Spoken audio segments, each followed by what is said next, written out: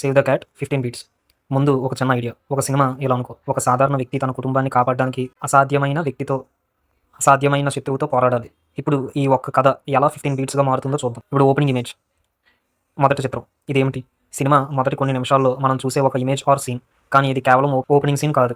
ఇది హీరో కథ మొదలయ్యే ముందు ఎలా ఉన్నాడో చూపిస్తుంది. అంటే వరల్డ్ ఆఫ్ హీరో. ఎగ్జాంపుల్ చెస్సీ. మనం అర్జున్‌ని చూస్తాం. అతను ఒకప్పుడు గొప్ప క్రికెటర్. కానీ ఇప్పుడు అతని లైఫ్ పూర్తిగా మారిపోతుంది. అతని కెరీర్ లేదు, డబ్బు లేదు, ఆత్మవిశ్వాసం లేదు. అతను తన కొడుకుతో ఉన్న రిలేషన్‌షిప్‌లో కూడా ఒక ఖాళీ కనిపిస్తుంది. ఇదే ఓపెనింగ్ ఇమేజ్. కథ చివరలో అతను ఎవరో మనకు అర్థమయ్యేలా మొదటి ఎవరో చూపిస్తున్నారు. Triple R. రామ్ బ్రిటిష్ గవర్నమెంట్‌లో పనిచేస్తున్న ఎక్స్‌ట్రీమ్‌లీ డిసిప్లైన్డ్ పోలీస్ ఆఫీసర్‌గా చూస్తాం. అలాగే పుష్ప ఎవరి కింద పని చేయకుండా తనకు తానే బ్రతికే వ్యక్తిలాగా జీవించాలనుకుంటాడు. అర్జున్ రెడ్డి. అర్జున్ మొదటి నుంచి emotionally uncontrolled, arrogant, self destructive person. Baahubali మూవీలో మొదట మహేంద్ర బాహుబలిని ఒక చిన్న విలేజ్‌లో పెరిగిన తన అసలు ఐడెంటిటీ తెలియని వ్యక్తిగా చూస్తాం. The dark night. Batman already crime fighting machine. The matrix. Neo సాధారణ కంప్యూటర్ ప్రోగ్రామర్‌గా కనిపిస్తాడు. ఓపెనింగ్ ఇమేజ్ అంటే heroes life before the real story destroys his normal world. ఇలా గుర్తుపెట్టుకోండి. ఇది ఓపెనింగ్ ఇమేజ్ అంటే ఇదనమాట. తర్వాత థీమ్ స్టేటెడ్. సినిమా అసలు మాట. ఇది చాలా పవర్ఫుల్ బీట్. సినిమా ప్రారంభంలోనే ఎవరో ఒకరు హీరోకి కథలో అతను నేర్చుకోవాల్సిన లెసన్ గురించి ఇండైరెక్ట్‌గా చెప్తారు. కానీ హీరో దాన్ని పట్టించుకోడు. Hero needs to learn X. కానీ హీరోకి అది తెలీదు. ఇప్పుడు జెర్సీలో కోర్ థీమ్. ఏజ్ అయిపోతుందని డ్రీమ్‌ని వదిలేయాలా? లేక మనకు మనం ప్రూవ్ చేసుకోవాలా? అర్జున్ జీవితంలో క్రికెట్ కేవలం గేమ్ కాదు. అది అతని ఐడెంటిటీ. అతను తన కొడుకుకి ఒక జెర్సీ కొనివ్వలేకపోవడం అతని ఇన్నర్ వుడ్‌ని బయటకు తీస్తుంది. ఇప్పుడు ట్రిపుల్ ఆర్‌లో థీమ్ చాలా deep. Personal friendship versus large mission or duty. Ram, Bheem ఇద్దరు ఒకరి అసలు ఐడెంటిటీ మరొకరికి తెలియదు. కానీ ఇద్దరి దగ్గర ఒక కామన్ ఎమోషనల్ ట్రూత్ ఉంది. నా ప్రజల కోసం నేను ఏమైనా చేస్తాను. The lion king. సింబా నేర్చుకోవాల్సింది రెస్పాన్సిబిలిటీ నుండి. పారిపోతే సమస్య పోదు. కానీ మొదట సింబా దానికి ఆపోజిట్‌గా చేస్తాడు. అతను పారిపోతూ ఉంటాడు. ఇప్పుడు స్పైడర్ మ్యాన్‌లో అనుకోండి, పవర్ ఉంటే రెస్పాన్సిబిలిటీ కూడా ఉంటుంది. పీటర్ పార్కర్ మొదట దీన్ని అండర్‌స్టాండ్ చేసుకోడు. కానీ తర్వాత అంకుల్ బెన్ డెత్ తర్వాత అది అతని జీవితాన్ని మార్చేస్తుంది. తర్వాత నెంబర్ 3 సెటప్. ప్రపంచాన్ని పరిచయం చేయడం. ఇక్కడ మూవీ అసలు కథలోకి ఇంకా పూర్తిగా వెళ్ళదు. మనకి హీరో ఎవరు, అతని family, friends, enemy, weakness, desire, ordinary life, problems ఇవన్నీ చూపిస్తారనమాట. ఇది క్యారెక్టర్ ఇంట్రడక్షన్ జోన్ లాంటిది సెటప్ అన్నది. ఇప్పుడు పోకిరి సినిమాలో పండుగాడు కాదు కృష్ణ. మనకు మొదట మహేష్ బాబు క్యారెక్టర్ ఒక మిస్టీరియస్, వైలెంట్, కేర్ ఫ్రీ గాయ్‌గా కనిపిస్తాడు. అతను ఎవరు, ఎందుకింత వైలెంట్, ఎవరితో పని చేస్తాడు అనే క్వెషన్స్ వస్తాయి. ఇది సెటప్ క్యూరియాసిటీ క్రియేట్ చేస్తుంది. ఇప్పుడు బాహుబలిలో అనుకోండి, మహేంద్ర బాహుబలి శివుడు, అవంతిక దేవసేన గురించి తెలియదు, మహేష్మతి గురించి తెలియదు, తన అసలు ఐడెంటిటీ తెలియదు. కానీ ఆడియన్స్‌కి ఒక పెద్ద క్వెషన్, ఈ వ్యక్తి అసలు ఎవరు అనే ఒక క్యూరియాసిటీ బిల్డ్ చేస్తారు. దీన్నే సెటప్ అంటారు. ఇప్పుడు ట్రిపుల్ ఆర్ తీసుకోండి. దాంట్లో రామ్ బ్రిటిష్ పోలీస్ ఆఫీసర్‌గా పనిచేస్తాడు. భీమ్ ఏమో గోండ్ ట్రైబల్ వారియర్‌గా ఉంటాడు. ఇది ఇద్దరు వరల్డ్స్ కంప్లీట్లీ డిఫరెంట్. కానీ ఇద్దరు powerful characters. Catalyst. Number 4 catalyst. కథను పేల్చే సంఘటన. ఇది చాలా important. Catalyst equal to heroes ordinary లైఫ్‌ని పగలగొట్టే ఈవెంట్. ఇది జరిగే ముందు మూవీ ఒకలా ఉంటుంది. ఇది జరిగిన తర్వాత ఇంకో విధంగా ఉంటుంది. ఇక స్టోరీ స్టార్ట్ అవుతదనమాట ఈ క్యాటలిస్ట్ అనే థీమ్ నుండి. ఇప్పుడు మహేంద్ర బాహుబలికి తన మదర్ దేవసేన గురించి తెలుసుకోవడం, మహేష్మతి వరల్డ్‌లోకి అడుగుపెట్టడం, అతని నార్మల్ విలేజ్ లైఫ్ అక్కడితో ముగిసిపోతుంది. అంటే ఆ విలేజ్ నుండి తను అవంతిక ప్రామిస్ చేసి అతను మహేష్మతికి వెళ్తాడు కదా! అదనమాట క్యాటలిస్ట్ అంటే. అంటే తన వరల్డ్ కంప్లీట్‌గా చేంజ్ అవుతది ఈ క్యాటలిస్ట్ నుండి. ట్రిపుల్ ఆర్‌లో అనుకోండి, మళ్ళీని బ్రిటిష్ తీసుకెళ్లడం, భీమ్ లక్ష్యం మళ్ళీని తిరిగి తీసుకురావాలి. ఇక స్టోరీ యాక్టివేట్ అవుతది. తర్వాత రాక్షసన్ మూవీ తీసుకోండి తమిళ్‌లో. అదే మర్డర్స్ స్టార్ట్ అవుతాయి. పోలీస్ ఇన్వెస్టిగేషన్ మొదలవుతది. So, hero ordinary police life turns into senior killer investigation. అలాగనమాట. ఇప్పుడు జెర్సీలో అనుకోండి, అర్జున్ మళ్ళీ క్రికెట్ ఆడాలని నిర్ణయించుకుంటాడు. అది అతని జీవితాన్ని కంప్లీట్‌లీ డిస్టర్బ్ చేస్తుంది. మ్యాట్రిక్స్‌లో అనుకోండి, Neo meets Trinity, Morpheus and discovers something is deeply wrong with his reality. అతని ఆర్డినరీ వరల్డ్ ఇంకా ఆర్డినరీ కాదు. అతని ఆర్డినరీ వరల్డ్ ఇక ఆర్డినరీ కాదు. ఇదనమాట క్యాటలిస్ట్ అంటే. ఇప్పుడు నెంబర్ 5 డిబేట్. నేను చెయ్యాలా వద్దా అని ఒక కన్‌ఫ్యూజన్ స్టేట్‌లో పడతాడనమాట. ఇది చాలా అండర్ రేటెడ్ బీట్. క్యాటలిస్ట్ జరిగిన వెంటనే హీరో ఇప్పుడు ఏం చేయాలి అని ఇంటర్నల్‌గా స్ట్రగుల్ అవుతాడు. దీన్నే డిబేట్ అంటారు. ఇప్పుడు 'జెర్సీ' మూవీలో నేను మళ్ళీ క్రికెట్ ఆడగలనా? ఏజ్ అయిపోయింది, మనీ లేదు, ఫ్యామిలీ రెస్పాన్సిబిలిటీస్ ఉన్నాయి. అయినా డ్రీమ్ కోసం వెళ్ళాలా? అదే డిబేట్ అనమాట అర్జున్ అనే క్యారెక్టర్‌లో. ఇప్పుడు 'బాహుబలిలో' కూడా అంతే. మహేంద్ర బాహుబలిది నేను ఈ వరల్డ్‌లోకి అంటే మహేష్మతికి వెళ్ళాలా వద్దా? అతనికి తన పాస్ట్ తెలీదు. కానీ క్యూరియాసిటీ ప్లస్ ఎమోషనల్ పుల్ అతన్ని ముందుకు తోస్తది. సో, తమన్నా అదే అవంతిక అనే క్యారెక్టర్ ద్వారా అతను మహేష్మతికి వెళ్తాడు. సో, అదే అక్కడ జరిగే చిన్న కాన్ఫ్లిక్ట్. ఇంటర్నల్ కాన్ఫ్లిక్ట్‌నే తనలో జరిగే డిబేట్‌ని అంటారు. తర్వాత 'మ్యాట్రిక్స్' కూడా అంతే. నియో ముందు choice blue pill, old life, red pill, unknown reality. ఇది డిబేట్‌కి ఆల్మోస్ట్ పర్ఫెక్ట్ ఎగ్జాంపుల్. ట్రూత్ తెలుసుకోవాలా? లేక కంఫర్టబుల్ లైలోనే ఉండాలా? అది ఫిఫ్త్ బీట్. తర్వాత సిక్స్త్ బీట్ ఏంటంటే బ్రేక్ ఇంటూ 2. యాక్ట్ 2లోకి ఇది వస్తదనమాట. ఇక్కడ హీరో కొత్త ప్రపంచంలోకి అడుగుపెడతాడు. Act 1 equal to old world. Act 2 equal to new world. So, ఇప్పుడు 'బాహుబలిది' మహేష్మతికి చేరుకున్న తర్వాత ఇక అతని విలేజ్ లైఫ్ లేదు. అతను తన అసలు ఐడెంటిటీ, రాజ్యం, కుటుంబం గురించి తెలుసుకునే వరల్డ్‌కి వెళ్తాడు. Triple R Ram and Bheem ఇద్దరు తమ రెస్పెక్టివ్ మిషన్స్‌లోకి డీప్‌గా వెళ్తారు. ఇద్దరు పాత్స్ ఈవెన్చువల్లీ కొలైడ్ అవుతాయి. 'మ్యాట్రిక్స్‌లో' అనుకో, నియో రెడ్ పిల్ తీసుకున్న తర్వాత welcome to the real world. ఇది లిటరల్‌గా act 2 old world destroyed, new world begins. Seventh beat ఏంటంటే B story. Emotional relationship story. Main plot ఒకటి. దాని పక్కన రిలేషన్‌షిప్, ఎమోషనల్ స్టోరీ ఒకటి ఉంటుంది. చాలా సినిమాల్లో ఇది హీరో ప్లస్ హీరోయిన్ లేదా ఫాదర్ ప్లస్ సన్ లేదా ఫ్రెండ్‌షిప్ ఈట్ల మీద బేస్ అయ్యి ఉంటదనమాట. ఇప్పుడు 'ట్రిపుల్ ఆర్‌లో' అనుకోండి, మళ్ళీ మళ్ళీ అనే ఒక చిన్నపిల్లని మళ్ళీ వాళ్ళ మదర్ దగ్గరికి తీసుకెళ్ళడం అన్నది మెయిన్ స్టోరీ. అది బి స్టోరీ ఏంటి, రామ్ ప్లస్ భీమ్ ఫ్రెండ్షిప్. మళ్ళీ ఇంకా సి స్టోరీ కూడా ఉంటుంది దీంట్లో. వాళ్ళ రామ్ అనే క్యారెక్టర్ వాళ్ళ ఊర్లో వాళ్ళందరికీ ప్రొటెస్ట్ కోసం వెపన్స్ తీసుకెళ్ళడం. అంటే దీంట్లోనే ఒక లేయర్ కింద ఇంకొక లేయర్, ఆ లేయర్ కింద ఇంకొక లేయర్, అలాగా A story B story C story మూడు మూడు స్టోరీలు ప్యారల్గా రన్ అవుతూ ఉంటాయి. తర్వాత ఈ ఫ్రెండ్షిప్ లేకపోతే క్లైమాక్స్ అంత పవర్ఫుల్గా ఉండేది కాదేమో. జెస్సీలో మెయిన్ ప్లాట్ ఏంటి, క్రికెట్ కమ్బ్యాక్. తర్వాత బి స్టోరీ ఏంటి, అర్జున్ ప్లస్ నాని రిలేషన్షిప్, అంటే ఒక ఫాదర్ సన్ రిలేషన్షిప్. అది బి స్టోరీ.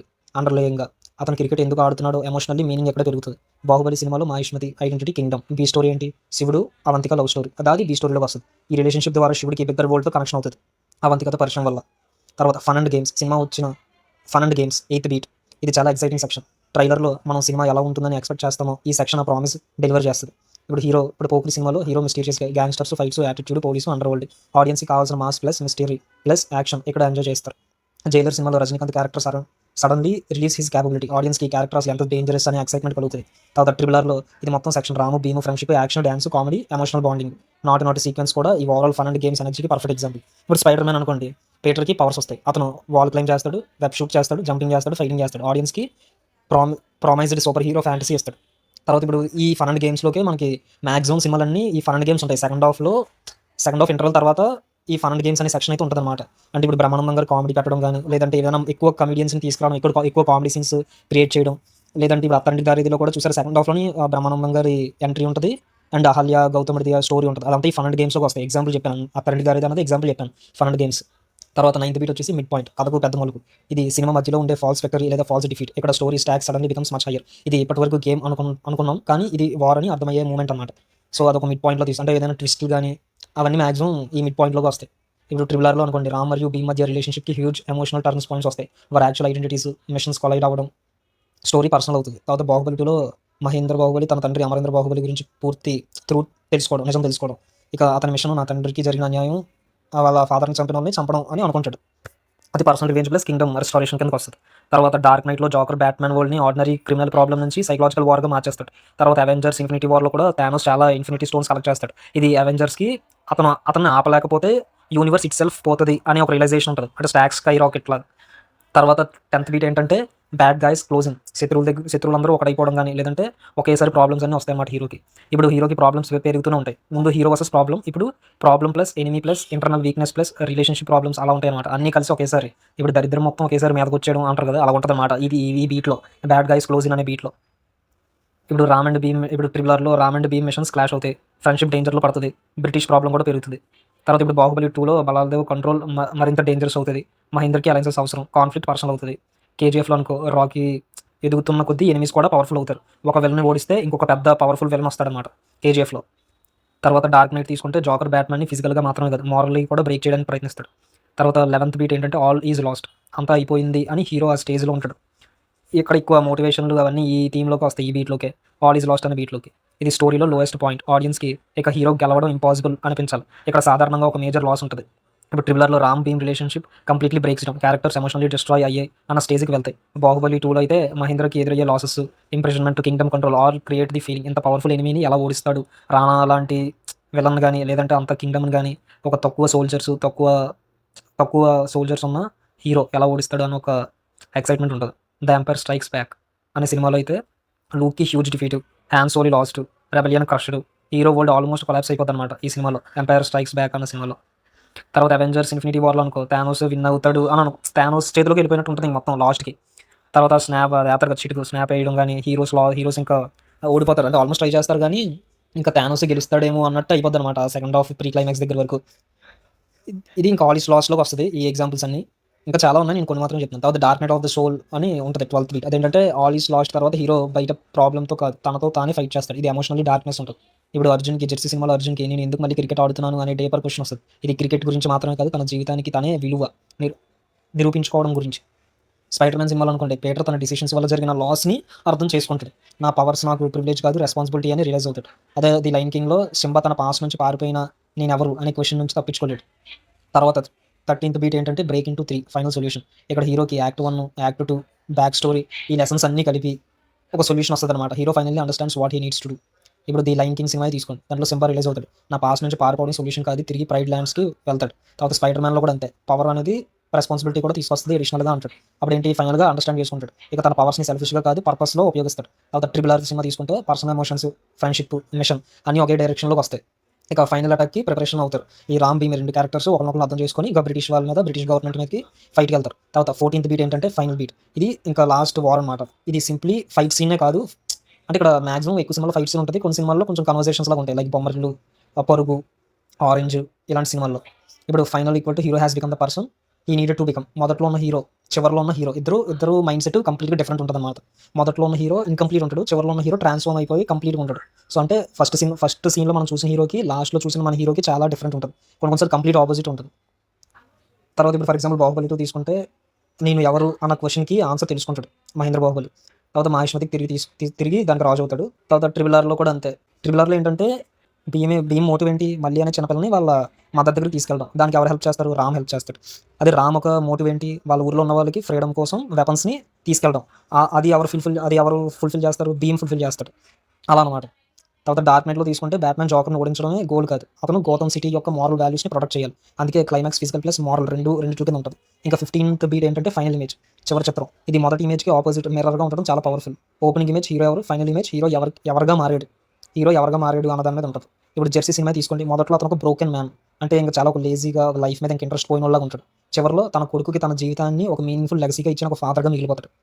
ది లయన్ కింగ్‌లో కూడా అంతే. ఓపెనింగ్ సీన్ సింబా ఒక చిన్నోళ్ళలాగా ఆలోచిస్తాడు, చిన్నోళ్ళలాగా ఉంటాడు. అది ఫైనల్‌గా సింబా అనేవాడు ఒక కింగ్‌గా మారుతాడు. అంటే పర్ఫెక్ట్ ట్రాన్స్‌ఫర్మేషన్ జరుగుతుంది ఈ లయన్ కింగ్ అనే సినిమాలో. ఇప్పుడు స్పైడర్ మ్యాన్ అనే సినిమా ఎగ్జాంపుల్ తీసుకోండి. ఓపెనింగ్ సీన్ పీటర్ అనేవాడు ఒక ఆర్డినరీ టీనేజర్. ఫైనల్ పీటర్ అనేవాడు రెస్పాన్సిబిలిటీ ఉన్న మ్యాన్, రెస్పాన్సిబిలిటీ ఉన్న ఒక పర్సన్‌గా మారుతాడు పీటర్ అనేవాడు. తర్వాత బాహుబలి 2 కూడా అంతే. ఓపెనింగ్ వరల్డ్‌లో మహేంద్ర బాహుబలి తన ఐడెంటిటీ తెలియని వ్యక్తి. ఫైనల్‌లో మహిష్మతికి కింగ్ అవుతాడు, రాజు అవుతాడు. ఇప్పుడు మొత్తం ఒక 15 బీట్స్‌ని ఫాస్ట్‌గా ఏంటో చూసేద్దాం. ఫస్ట్ ఓపెనింగ్ ఇమేజ్, తర్వాత థీమ్ స్టేటెడ్, తర్వాత సెటప్, తర్వాత క్యాటలిస్ట్, తర్వాత డిబేట్, తర్వాత బ్రేక్ ఇంటూ 2, తర్వాత బీ స్టోరీ, తర్వాత ఫన్ అండ్ గేమ్స్, తర్వాత మిడ్ పాయింట్, తర్వాత bad guys closing, all in lost, dark night of the soul, break into 3, final image. ఇవన్నమాట 15 బీట్స్. ఇవి జస్ట్ నేను ఒక ఇంట్రడక్షన్ లాగా ఇచ్చాను. ఒక మరీ డీప్‌గా వెళ్ళకుండా ఇంకా వేరే వీడియోలో ఇంకా డీప్‌గా వెళ్ళి ఒక సినిమా గాని 2 సినిమాలు గాని ఎగ్జాంపుల్‌గా తీసుకొని ఇంకా క్లియర్‌గా ఎక్స్‌ప్లెయిన్ చేస్తాను. ఇది జస్ట్ ఒక ఇంట్రడక్షన్ తెలియడం కోసం ఇచ్చింది.